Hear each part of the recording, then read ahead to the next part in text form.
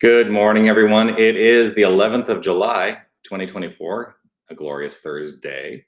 And it is 9 o'clock in the morning here in Tucson, Arizona, which means it is time for the Mindful Moment. I'm Dr. Jonathan Zenz. I am the senior minister here at Unity of Tucson. Unity of Tucson is an inclusive and loving spiritual center right here in Tucson, Arizona, where our purpose is to provide the tenets of new thought as a basis for enhancing the quality of our lives through spiritual practice, developing a personal purpose, and also to master spiritual understanding. So that's what we're here to do. Whether you're watching live or on the replay, I would love for you to post a comment and let me know that you are here. It's always good to see those comments come through. And also, if you have a question, that's what I've been doing recently, is inviting questions on the Mindful Moment. So if you have a question that's coming up for you around something spiritual in your life, throw that question into the comment field and let us, I'll be happy to address it. I do want to say hello to Sherry, happiest of moments to all. Grateful to see you this magnificent day. Beryl Varno, good morning. Grateful to see you as well. I will offer this reminder, as I do, which is to say, you are love, you are light, you are life, you are magnificent. And I am so grateful that you shine your light and share your magnificence. Please keep doing that. So we'll see if any questions come through. I am looking at a way, I think I'm able to monitor the chat function on our website, which normally doesn't come through on the thing that I use, but maybe some chat messages will come through if somebody's watching on the website. I got that over there. Andy, good morning to you. Grateful to see you this magnificent day. One thing that has come up for me is I saw this post today, and I copied the text of it because I really loved it. And I think it's, part of it is it's a practical way to move about life. And so one of the things I'm always interested in is, how do we make this philosophy practical? How do we practicalize the spiritual, right, in our everyday life? Because what's the point of having a spiritual life if it's not going to become a practical part of our everyday experience? And so somebody posted this on Facebook today. It said, "Today I will do my best to bless everything and everyone in my life." But that's not the whole sentence. Today I will do my best to bless everything and everyone in my life, even what's hardest to bless. That's oftentimes the challenge for people. We find things that, that push up against our level of comfort, that seem disrespectful and that seem challenging in life. And part of what I'm always advocating is that if we have a willingness to look past the circumstances, to root ourselves into the knowledge of who that person is fundamentally, that we don't have to agree with their behavior, we don't have to agree with their we don't have to agree with their opinions, we don't have to agree with them, but ultimately looking at them and understanding them from the point of view of love only. That's part of the work that we do here. And one of the ways that we can do that is to do just that, to bless everything and everyone, to offer the blessing, to offer the grace in our own hearts. That's a way of blessing, to offer the grace in our own hearts towards their experience. So that's something to think about. Marvis, good morning. Grateful to see you. Sherry, how best to keep our imagination focused on what we want versus worst case scenarios? This sort of ties into what I was talking about yesterday with respect to imagination, that was rooted in Roberta's question. Yeah, I'm going to say it because I think that it warrants being said. I think one of the challenges is, I think across the spectrum in this, in the environment in the United States, especially, I would say the United States predominantly. I can't speak to what it's like in other countries, although I have a sense of what it might be like in other countries. I have a sense of what it's like in Canada because I used to live there, and I have lots of friends and family who still are there.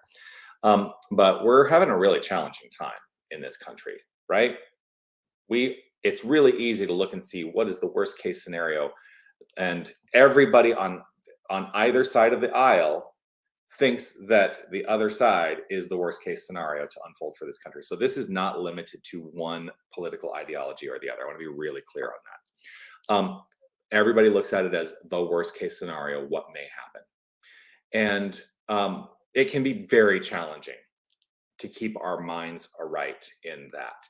And I think one of the things that I do is I utilize my own, I keep bringing this up. How do we keep our imagination focused on what we want?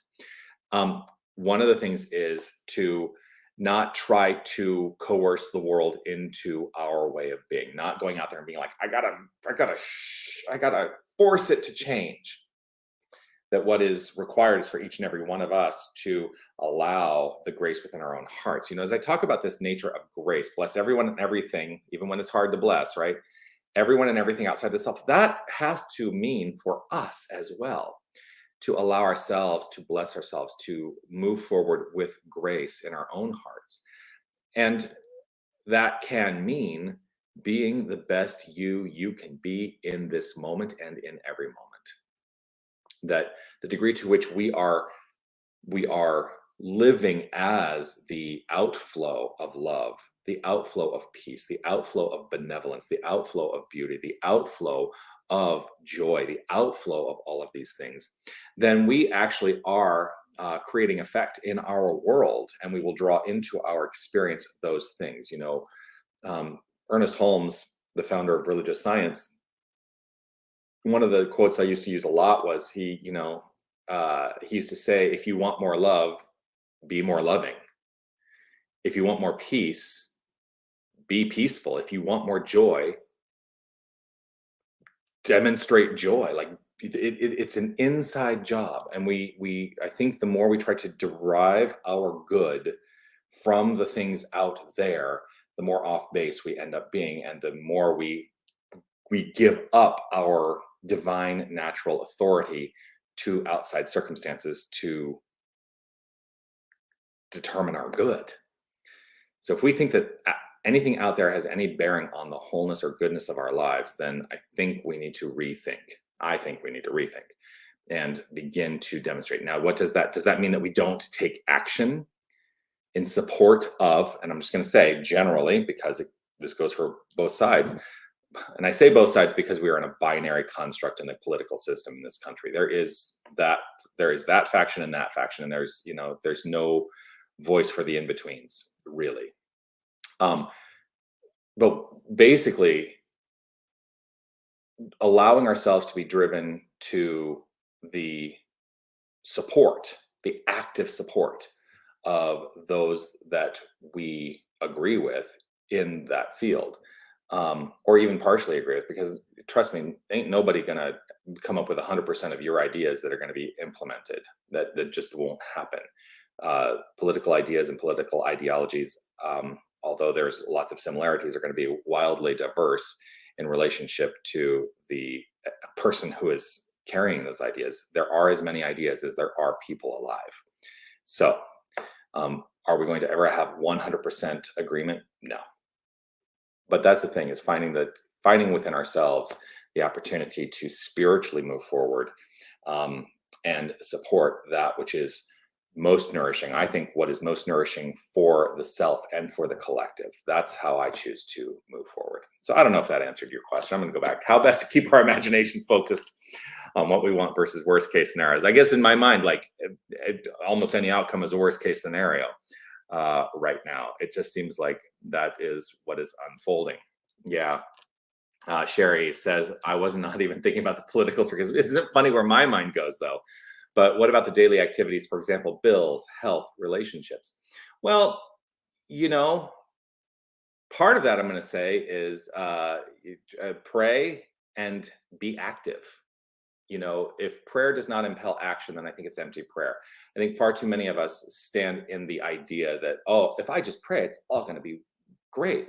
And it will be, provided that prayer is impelling us, it's compelling us into action. There are ways that all of these things can be addressed. I get it. Bills can be tough. I got bills. I got things that I've got to address in my life that are important. And it's taking the active time to breathe through it all and allow yourself the grace to know that, first of all, if it's related to, say, bills, allow yourself the grace to know that you are floating in a sea of abundance. And so there's always an opportunity for yourself to utilize that abundance. Health, your spiritual blueprint. I've talked about this before. Your spiritual blueprint, the core of who you are, that has not been touched by anything outside in the world of the circumstantial, is how you can get yourself back to center. Relationships. Are you willing to understand that love is at the core of all relationships? That love, if we look upon our fellow person with love, whether we like them or not, that is a healthy approach to relationships. But it takes constant work until it doesn't. And that's the thing. Habitualizing the mind is part of the work that I encourage us all to do, to find ways to make our default be the prayerful awareness, the prayerful, joyful awareness. What is our default? That's something to perhaps consider in another video. Well, I am ready to pray. Are you ready to pray? I'm going to go ahead and pray. If it's safe and comfortable for you to close your eyes, feel free to do so. Choose to close my eyes as it invites me to turn the attention to the source of all creation, the inner resource, the inner life, the thoughts, the beliefs, the feelings, the magnificence that is the divine.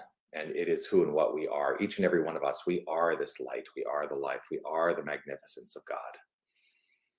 We are facets of wholeness.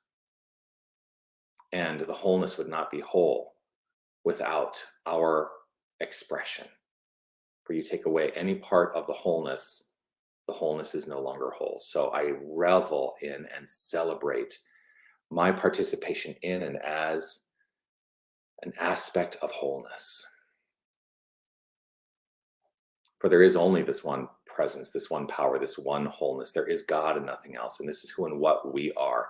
There is nothing separate from. There is only the magnificent outflow of divine creative energy, letting itself be known as all creation, as all life.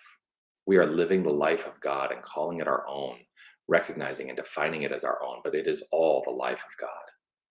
And so as this unfoldment does its perfect work, I know it does so rooted in our conscious awareness. And so I open my conscious awareness to a greater flow of love, a greater flow of imaginative play, a greater flow of forgiveness, a greater flow of grace, a greater flow of spiritual understanding. For all the things I see in the world of form, there's a spiritual idea behind it.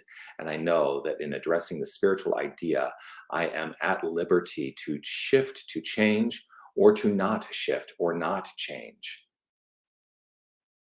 I know that I am in charge of my well-being. I know that I am in charge of my relationship and interaction with all creation.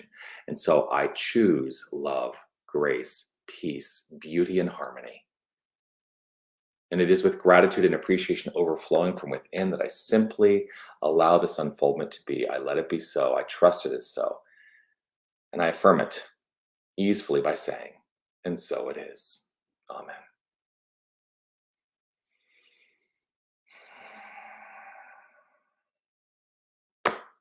Always a delight to share this time with you.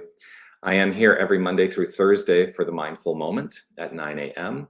On Fridays, come and join me online when I join you with Reverend Steph, Saint Steph, as we call her, up in Canada.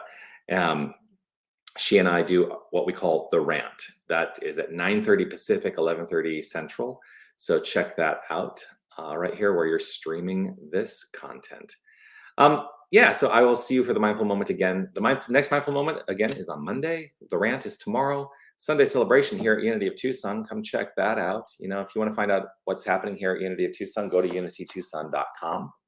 Check out our website. You can also send me messages or send me questions at revjonathan@unitytucson.com. Yeah, that's it. All right, peace and blessings to you. I'll see you all soon. Love you.